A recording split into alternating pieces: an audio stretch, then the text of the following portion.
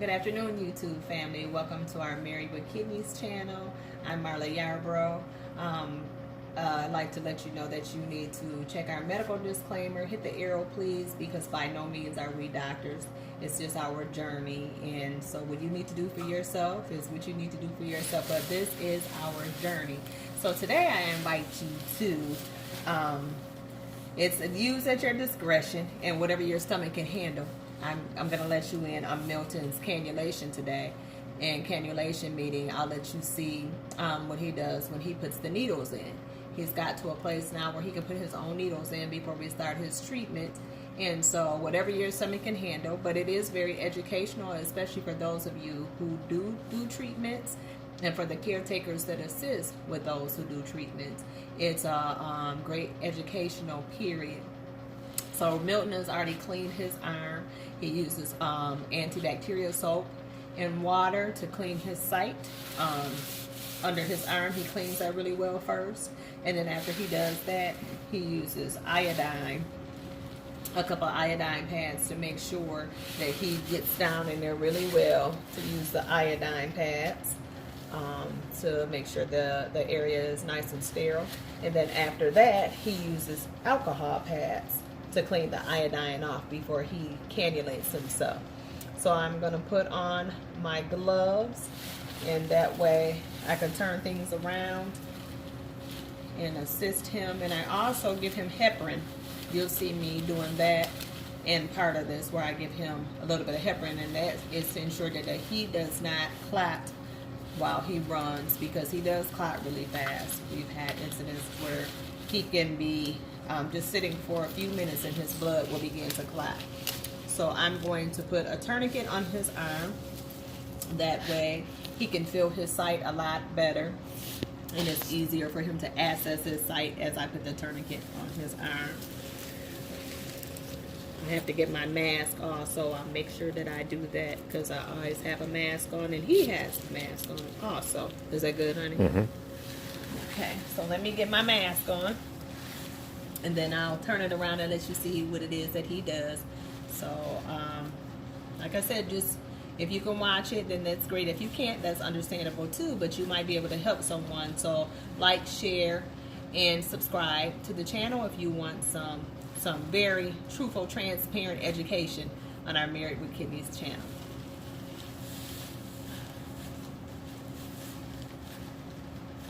Okay, so I'll turn it around to his arm, and he always has a couple of pads down,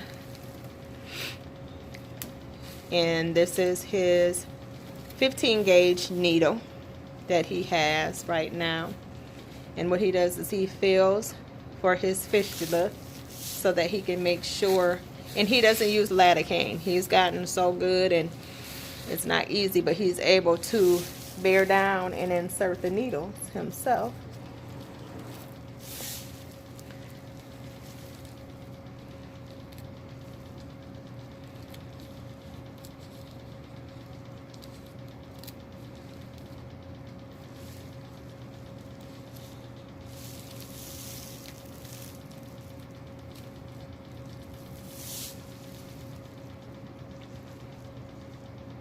Some days it's not easy because he has to hit it just right in order for the blood to come out into his tube and begin to pulsate a little bit. And we'll know that he is in the right spot. And some days he'll have to take it out and we get a new needle and try again. But he's gotten so good at it.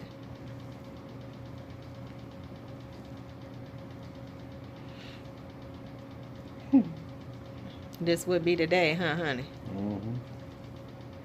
I'm usually quiet when he does this because it could be a distraction to him trying to get it.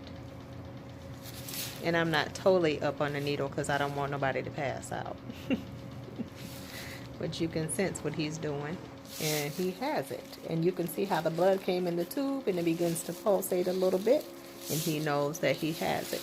And I hand him a piece of tape so he can tape it off to hold the needle into place. And then I give him another piece of tape that's thin that he puts it underneath to secure his needle. He'll go underneath and place it. And then I'll give him another piece of tape, but this time it will have the gauze in the tape. Since I'm holding the camera with one hand, it has this little gauze. He's folding it in half so that I can put it on the tape. Got it, honey? Mm-hmm. And so he'll make sure that it's nice and secure and the needle won't move during the run. So that's why it's necessary to tape it off in this way. And you just hold it right there. And what I'll do is I have it open at the bottom. I didn't clamp it yet, and I'll turn it to pull his blood down. And I clamp it. And then I take my saline. I put it at the end of it. And you'll see exactly what it is that we do. Keep holding it, honey. I want to straighten this tape out for you for the next poke. Hope everybody all right. It's not for the weak at heart. Okay. So he has the arterial taken care of, and this next part is called the venous. He has his needle, and the tourniquet is still on, and he won't take the tourniquet off until after the blood comes in the tube and it's secured and it begins to pulsate like the first one. So this is the venous line. The first one was the arterial line. And he got it. Bam. This is how good he is. And all days aren't easy like this. By no means. Right, honey? Right. I'm just having a great day. But he's so good. He doesn't use lidocaine, and everybody can't do this. He just bears down. Honey? Yeah. Open your tourniquet. Mm-hmm. After you put your tape on.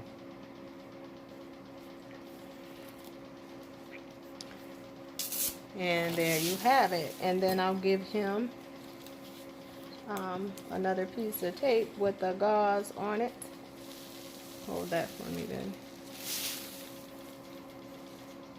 And this is the process that we do before each run, which is just about every day. This is what we do.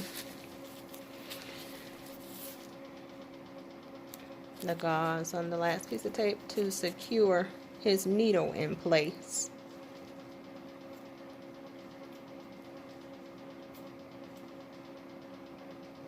Okay, and I'll do the same thing as far as opening up his tube to pull down the flow of the blood. Clamp, get my saline, and then I pull back, and that's to ensure that there's good flow to his lines before I hook him up to his tubes to his dialysis machine. So I pull back and I push in, and I always ask him, does it feel okay? Yes. He lets me know if it feels any different. It should be a smooth flow where your tube pulls, and I don't like to put air in him, so when you see a bubble, you stop and you clamp it. It's very important that I don't get air bubbles inside of his line because it could cause problems. And now I'm going to give him some heparin. And his order for heparin that we give him to help is 3 milliliters. And this is heparin that I put in his venous line before I hook him up to his machine to ensure that there is no clotting in his blood, because we don't want any clotting. And I push it in slow to try not to get any air in there. So I take my time to push it in there so I don't get all these air bubbles.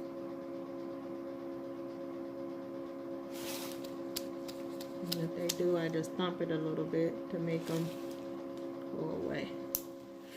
he has his heparin. His lines have been pulled back. He said it feels really good. So then I can proceed to hook him up for his run. Make sure your lines are untangled, and this is the arterial, is the red, and the blue is the venous. So you want to make sure that you connect everything correctly. And then the very first one that he inserted is his arterial. So that's my red line, and I will just connect it, and I'll hook it to his arterial.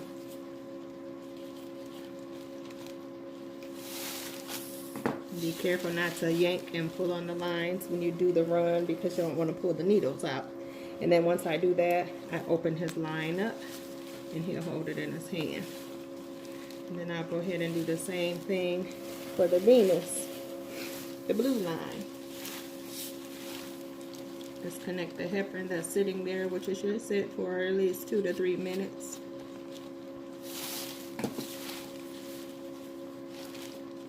And this is just a clamp to secure his line, making sure that it doesn't open during his runs.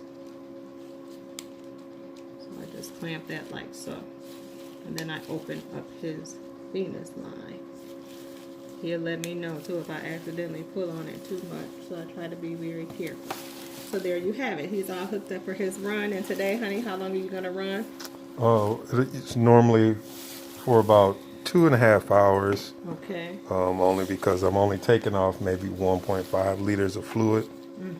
So it won't be as long, but maybe about 2.5 hours. Then I hook his clamps up like so. So that his line can be connected to his sleeve, and you'll see how we tape it down before he actually starts his treatment. So we have the clamps, and I come up here to his sleeve, and I connect it like so. I'll go ahead and do the whole thing, honey, since you're holding that. And what we do, he usually positions it the way that he likes it, but since we're sharing with you all today, I will do it. You like it like that? Okay. And I make sure that I don't pull on his needles while I'm doing this. Have to be careful, and I just tape it to his arm like so to secure it during the run. And then I let him keep his pad, and this is his saline line.